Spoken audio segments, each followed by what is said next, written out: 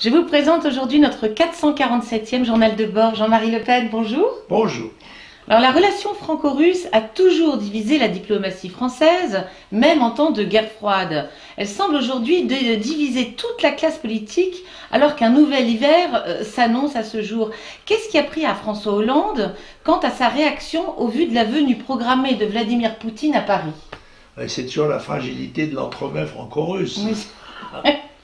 La Russie est revenue au premier plan de la politique internationale, reprenant en quelque sorte sa place au dépit d'un certain nombre de ses adversaires concurrents. C'est vrai. Il est tout à fait évident que la Russie entre dans notre avenir et que cette Europe, ce que j'appelle l'Europe boréale, c'est-à-dire cet espace géopolitique qui va de Brest à Vladivostok, doit constituer un ensemble organisé de nations souveraines, mais ayant ensemble la volonté de survivre et d'agir. On sait que cet espace, malheureusement, est démographiquement impacté. Il y a moins de naissances dans cet espace que de morts. Et donc, par exemple, la Russie perd 1 million d'habitants par an. Il est donc absolument indispensable que la Russie, pour pouvoir conserver la Sibérie, les Occidentaux, les Européens de l'Ouest, pour avoir un espace géopolitique à la taille de leurs besoins, il est absolument nécessaire que se réalise cet ensemble. Et par conséquent que nous ayons à l'égard de la Russie une attitude coopérative, dirais-je. Alors M. Hollande, qui est toujours un peu entre le zig et le zag, lié tout de même à la diplomatie américaine, essaye de sauvegarder les apparences et cette fois-ci, semble-t-il, a sacrifié la relation avec la Russie compte tenu ou prétexte pris de l'intervention de la Russie dans le conflit syrien, où on le sait, la France a une attitude aussi ambiguë que celle des États-Unis. Donc, espérons que l'attitude de Poutine, qui était un peu ironique mais raisonnable, permettra la reprise de négociations et de coopération plus étroites. À venir, oui. Alors, que pensez-vous de l'initiative du nouveau prix Nobel de la paix, le président colombien Juan Manuel Santos, initiative donc qui consistait à tendre la main aux FARC? Oui, moi je connais le président Uribe, n'est-ce pas, qui est en quelque sorte actuellement dans l'opposition. Oui, son oui. L'affaire est la suivante. Les FARC sont en guerre civile depuis 40 ans, commettant des crimes sans nom et extrêmement nombreux. Le président est arrivé à une négociation et à un traité de paix. Ce traité de paix a été soumis un traité de paix dont tout le monde se réjouissait, mais a été rejeté par le peuple dans un référendum parce que beaucoup de Vénézuéliens ont estimé que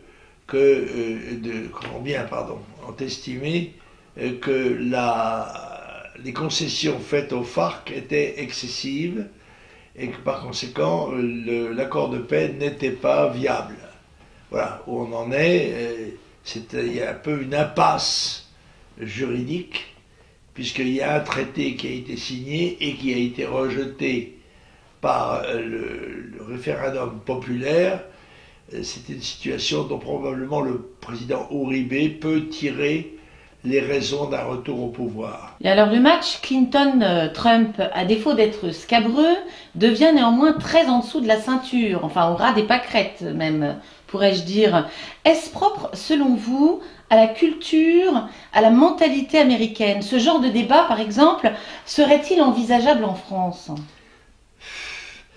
Oui, il va y avoir ce genre de débat. En tous les cas, Jacques Chirac l'avait esquivé en 2002, oui. Au moment de la présidentielle, quand j'avais été qualifié pour le deuxième tour. il est évident que dans un débat comme cela, on sort les couteaux. Et dans cette Amérique qui est à la fois pudibonde et pornographique, c'est un contraste. Les affaires sexuelles jouent un certain rôle dans les accusations qui sont lancées, y compris les allusions verbales, puisque on reproche à M. Trump des propos tenus il y a 11 ans dans une voiture par quelqu'un qui avait d'ailleurs ouvert un micro sans le dire. Enfin bref, c'est grotesque. Cela étant, toute la presse et une grande partie du Parti républicain sont contre Trump. C'est une des raisons qui me font croire qu'il va gagner l'élection. Parce que je crois que les Américains veulent justement se débarrasser de cette tutelle qui pèse sur la vie politique et sur leur opinion. Et je pense que c'est la meilleure chance de Trump qui doit rester droit dans ses bottes tel qu'il est. Bien, alors retour en France. Après le guet-apens criminel tendu dans l'Essonne par des jeunes, contre 4 de leurs collègues, les policiers de France étaient dans la rue ce mardi. Alors que Cazeneuve avait qualifié les criminels de petits sauvageons, Valls, quant à lui, a promis qu'un travail sur les tenues serait mené au plus vite. Alors pourquoi cette légèreté? Pourquoi persister à mener une politique de protection et non pas de prévention ni de punition, Président? D'abord, il y a une chose qui m'étonne. Comment sait-on que c'était des jeunes, puisqu'ils étaient cagoulés? Parce que d'après des témoignages, il y avait une quinzaine de jeunes. Oui, mais comment sait-on qu'ils étaient jeunes? Encore une fois, puisqu'ils étaient masqués. Bon, l'avenir nous le dira.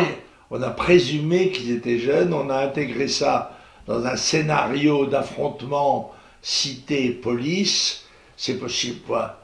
Moi, ce que je regrette, c'est que dès qu'ils ont été encerclés et les policiers n'aient pas, y compris à travers leurs portes, tiré sur les assaillants.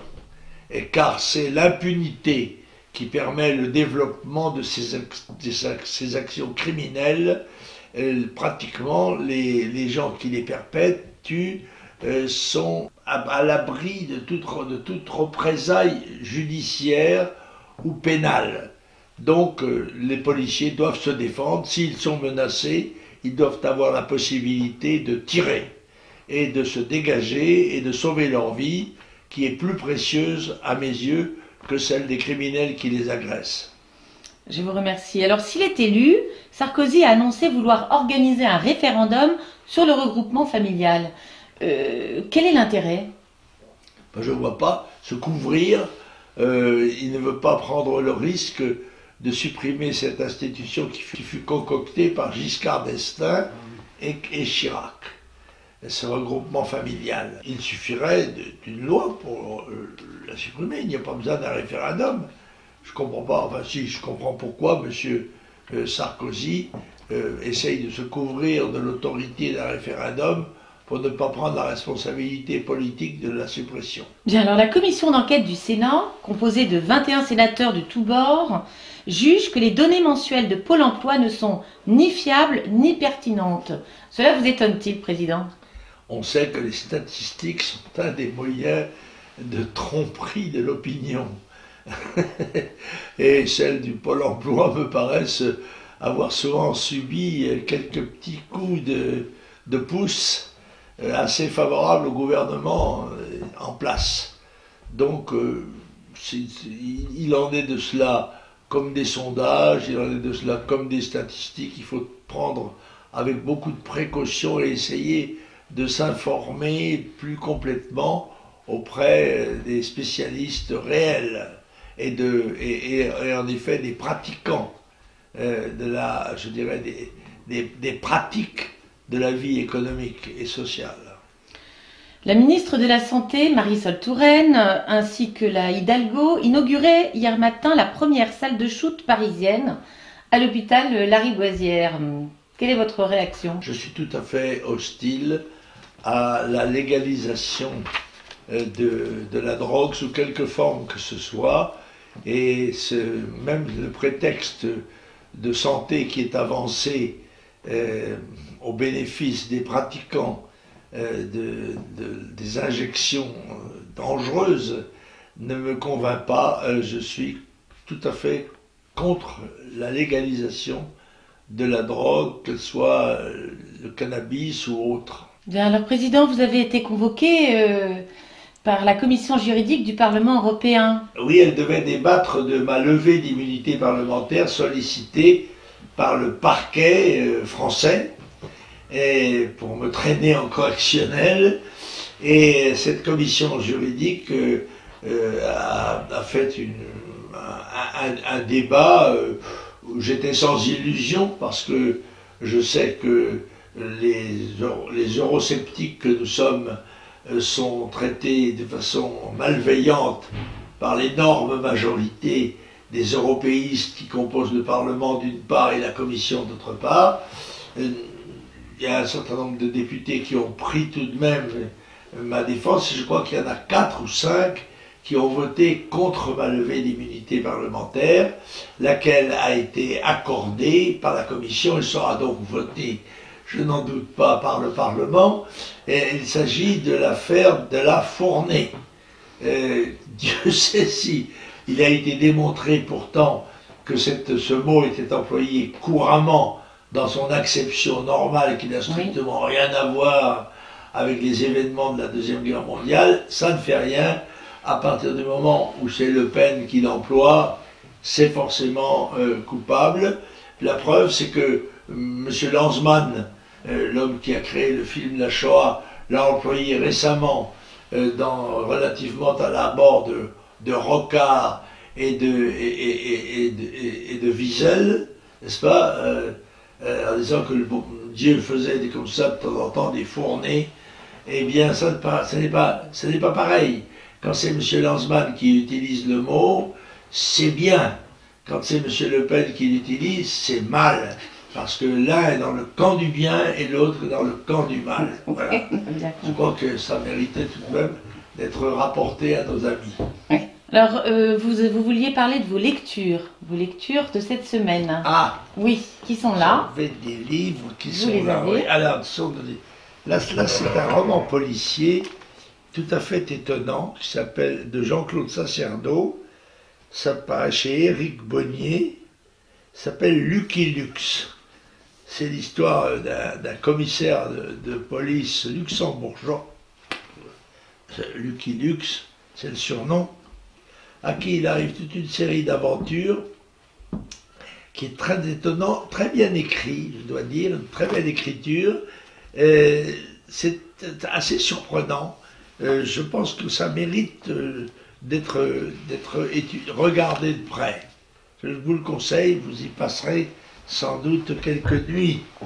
Et puis, un livre qui vient de sortir de Laurent Oberton qui s'appelle Guérilla, et qui est une espèce de projection de notre situation actuelle dans l'avenir proche, et qui annonce des choses très graves, puisqu'il annonce pratiquement l'entrée en guerre civile de l'Europe. Alors, Laurent Oberton a beaucoup de talent, mais il m'a semblé que le livre était un petit peu bâclé, peut-être, et écrit trop rapidement, et assez inégal. Il y a des passages qui sont passionnants, haletants même, et puis d'autres qui sont un petit peu longuets, en particulier dans les réflexions que se fait un des héros de son livre qui s'appelle Gire. Voilà, ça mérite d'être lu, et ça c'est vraiment d'actualité.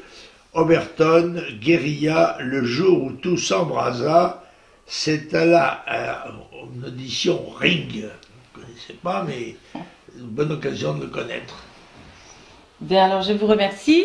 Et Président, vous vouliez parler de rappeler votre déplacement le 15 octobre? Ah, absolument. Le 15 octobre, je serai à Grimaud, oui, dans un déjeuner-débat, où il y a, je pense, un certain nombre de nos amis vont avoir le plaisir de se retrouver ensemble, et peut-être je commenterai l'actualité à cette occasion. Dans le cadre des comités Jeanne. Dans le cadre des comités Jeanne au secours, parce que comme il y a deux Jeanne, oui, il faut éviter. Il y en a une qui est mise en examen, oui. Ça n'est pas la nôtre. Pas encore en tout cas. Bien, alors, je vous remercie mille fois. Nous nous retrouverons la semaine prochaine. Au revoir.